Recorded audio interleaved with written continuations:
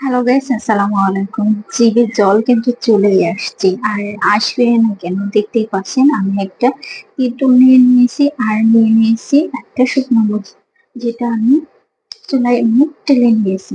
এখন এটা হাত দিয়ে ধুয়ে নেব। সাথে দিয়ে দিচ্ছি লবণ, টেবিল চামচের মতো লবণ দিয়ে এটাকে ভালোভাবে মেখে নিচ্ছি। দুটার মিশ্রণে কিন্তু সুন্দর একটা ফ্লেভার আসছে। এর সাথে দিয়ে দিচ্ছি পেয়ারা। আর আজকে কি মাখানো হচ্ছে সেটা তো বুঝতে পারছেন। এখন দিয়ে দিচ্ছি খাঁটি সরিষার তেল।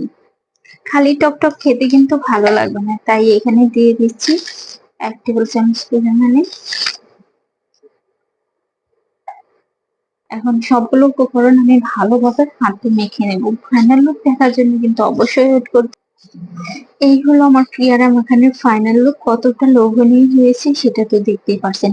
আর কে কে এই পেয়ারা মাখা খেতে চান সেটা অবশ্যই কমেন্ট করে জানাবেন। আর যার জিভেতে জল চলে আসছে সে তো অবশ্যই আমার বাসায় চলে আসবেন।